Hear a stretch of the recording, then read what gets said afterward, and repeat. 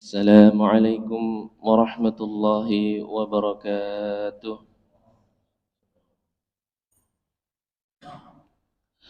إن الحمد لله نحمده ونستعينه ونستغفره ونعوذ بالله من شرور أنفسنا وسيئات أعمالنا. من يهده الله فلا مضل له ومن يضلل فلا هادي له. أشهد أن لا إله إلا الله وحده لا شريك له وأشهد أن محمدا عبده ورسوله لا نبي ولا رسول بعده.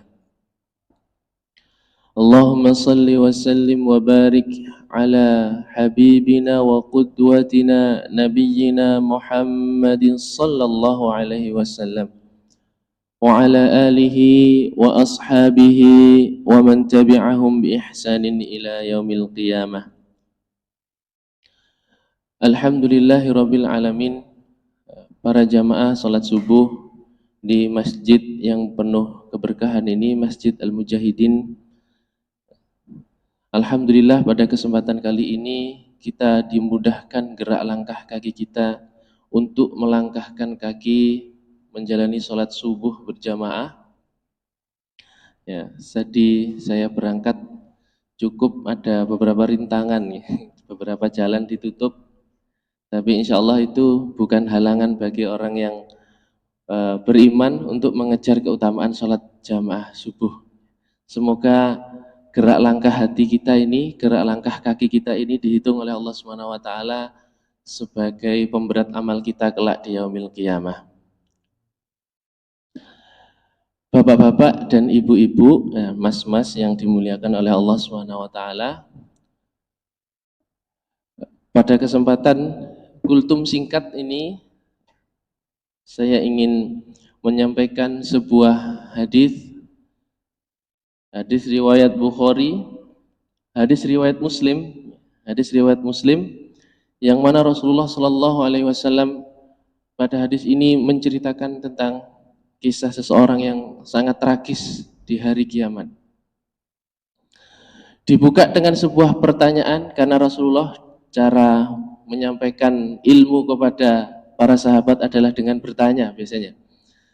Yang pertama agar interaktif, yang kedua agar sahabat fokus dengan apa yang disampaikan oleh Rasulullah. Rasulullah bertanya kepada para sahabat, atadruna mal muflis, apakah wahai para sahabat kamu tahu apa tidak apa itu orang yang muflis? Bukan mukhlis. Kalau pakai kha, mukhlis itu orang yang ikhlas.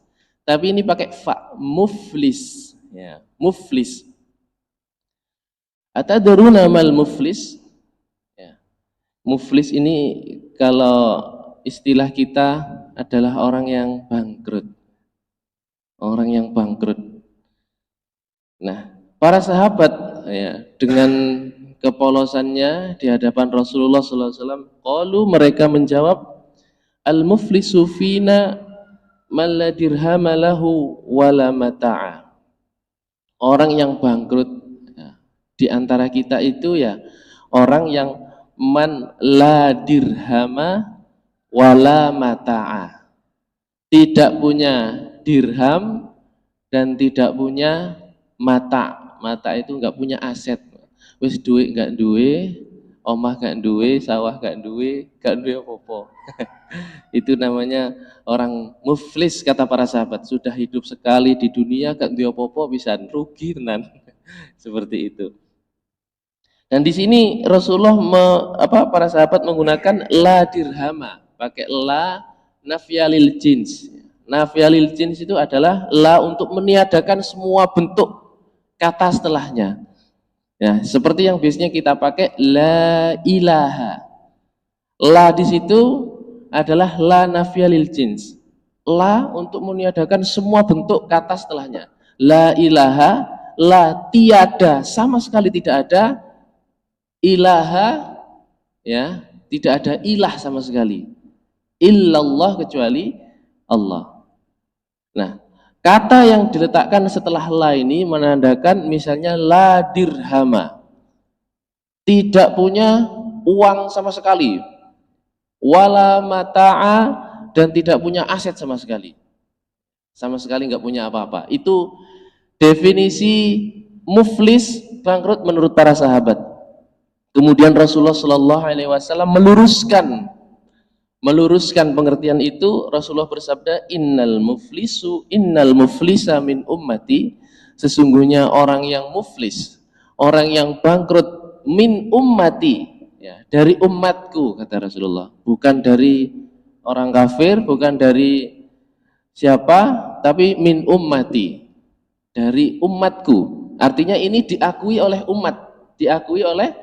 umatnya Rasulullah Sallallahu Alaihi Wasallam. Bukan nggak diakui, Pak, diakui, tapi dia bangkrut. Katanya, innal muflisa min ummati ya'ti yaumal qiyamah bi salatin wa siyamin wa zakatin. Orang yang bangkrut itu adalah orang yang kelak datang di hari kiamat bi salatin, dengan pahala salatnya, wa siyamin, dan juga dengan pahala puasanya, wa zakatin, dan dari pahala zakatnya. 3 amal ini mewakili semua amal kebaikan. Artinya orang ini yuk rajin sholat, ya puasa, ya zakat, sedekah, dan kebaikan-kebaikan yang lainnya. Dan ini menunjukkan, kalau kita perhatikan, dia datang di hari kiamat dengan pahala sholatnya. Artinya sholatnya ini diterima, puasanya pun juga diterima, sedekahnya pun juga diterima. Syarat diterima kalau ibadah itu bersifat ibadah mahdhah, ya seperti sholat, ya puasa, syaratnya 2. Yang pertama ikhlas, niat ikhlas menjalankannya. Yang kedua ittiba Rasul. Artinya kalau dia sholat, benar-benar niat sholat, ikhlas sholatnya. Kemudian sesuai tuntunannya, takbirnya juga sesuai. Ya, singkat cerita, amalnya ini diterima, memang benar-benar diterima oleh Allah. Ya, sesuai niatnya ikhlas dan sesuai dengan yang dicontohkan oleh Rasulullah SAW. Akan tetapi Rasulullah menjelaskan kenapa kok dia menjadi orang bangkrut. Ya, kenapa kok dia menjadi orang bangkrut? Wa ya'ti qad syatama hadza. Ya. Wa ya'ti qad syatama hadza, akan tetapi dia selain membawa pahala salat yang segunung itu, dia juga membawa dosa pernah mencaci maki hadza, pernah mencaci maki saudaranya. Ya. Wa qadzafa hadza, ya, pernah juga menuduh, ya, memfitnah, ya. Pernah juga memfitnah saudaranya. Wa akala mala hadza, pernah juga memakan, ya, memakan barang saudaranya, mengambil barang saudaranya tanpa hak. Ya. Mungkin utang gak bayar atau apa gitu ya. Terus pernah juga dia wasafa qadama hadza, pernah juga dia menumpahkan darah saudaranya. Menumpahkan darah saudaranya. Ini sangat berat sekali, ya. Seperti yang sedang ramai sekarang ini, ada peristiwa penumpahan darah. Ini adalah peristiwa yang sangat besar sekali. Apalagi kalau itu dilakukan kepada orang mukmin. Ya. Wa daraba hadza, kemudian juga dia pernah memukul saudaranya. Nah, kalau mungkin kalau dilihat dari ciri-ciri ini, ya, kalau dilihat dari ciri-ciri ini, maka ini kita juga sangat rawan, ya, sangat rawan melakukan ini. Apalagi di sekarang zaman media sosial yang sangat gencar, semua orang bisa komen, semua orang bisa update status. Terkadang orang nggak berani ngomong di depan saudaranya, tapi update status. Ya, terkadang komennya menyakitkan hati saudaranya. Terkadang juga dia bahkan, ya, dengan tetangganya, ada masalah dengan tetangganya, tapi tidak segera diselesaikan di dunia, tidak segera minta maaf, maka ini adalah urusannya sangat panjang.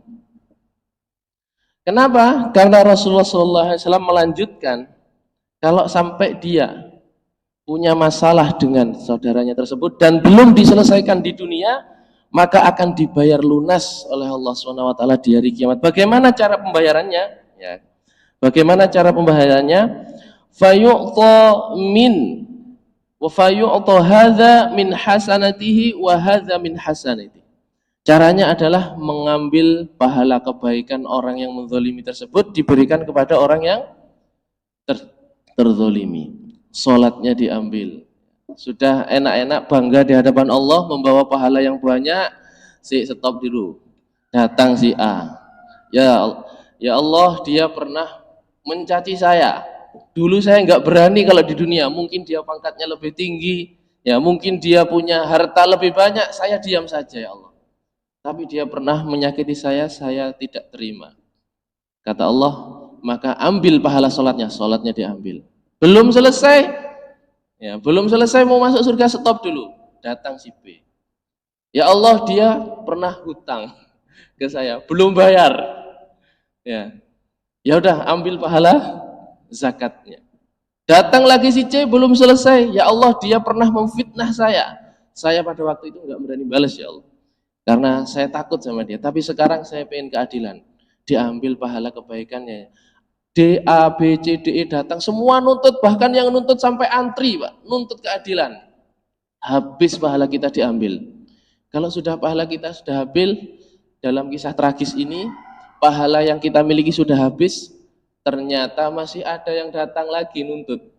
Wis pahalanya wis entek, pahala sholatnya habis, pahala zakatnya habis, dan semuanya sudah habis pahalanya, ternyata masih ada yang datang.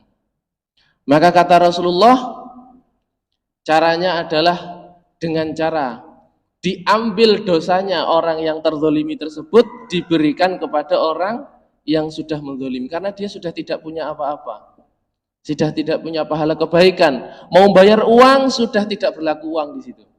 Ya. Sudah tidak bisa kita bayar pakai uang, sudah tidak bisa. Kalau di dunia mungkin masih kita bisa.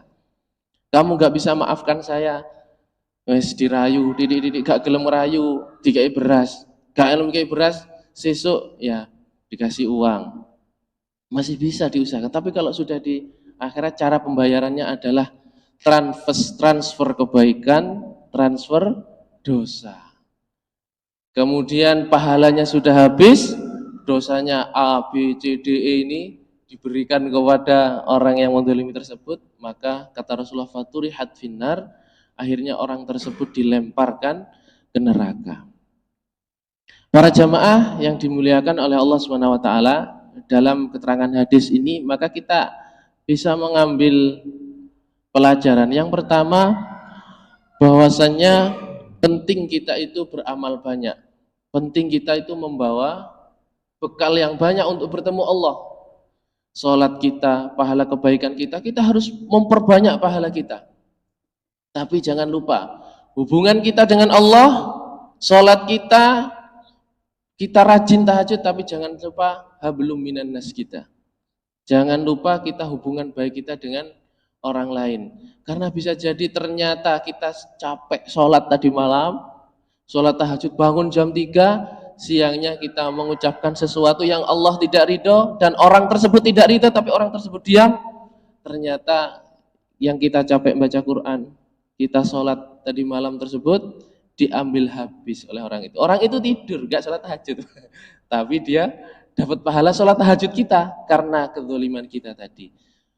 Maka daripada itu kita harus menjaga hubungan baik kita kepada Allah, dan jangan sampai kita tidak menjaga hubungan baik kita kepada tetangga kita, kepada teman kita. Karena saya yakin yang hadir di sini sholat subuh berjamaah, dan saya yakin sebelumnya sudah sholat tahajud, maka jangan disia-siakan pahala kita. Kata Ibnul Qayyim, laisa sya'nu fil amal. Ya, bukanlah ketika beramal itu puncaknya itu bukan kita beramal. Kita beramal terus itu bagus dan memang itu harus, tapi itu bukan puncak amal.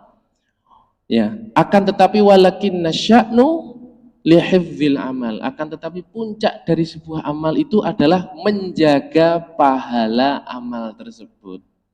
Kita beramal sedikit, tapi amal kita terjaga. Kita mungkin sholatnya sekedar saja, tahajudnya sekedar saja, tapi kita tidak pernah menyakiti orang lain. Tidak, kata-kata kita di media sosial maupun di kehidupan nyata tidak pernah menyakiti orang lain. Meskipun sedikit, kita akan bertemu dengan pahala kita di yaumil qiyamah, dan pahala itu akan berbuah dengan kebaikan. Tapi sebaliknya, pahala kita banyak, sholat kita rajin, akan tetapi kita mengabaikan hubungan kita dengan orang lain, maka kata Rasulullah, itulah menjadi orang yang muflis, orang yang rugi, orang yang bangkrut. Kenapa? Karena dia sudah berjuang beramal, ternyata amalnya diambil oleh orang lain. Demikianlah para jamaah yang dimuliakan oleh Allah SWT. Ceramah singkat ini semoga bermanfaat, semoga menjadi pijakan kita lebih berhati-hati.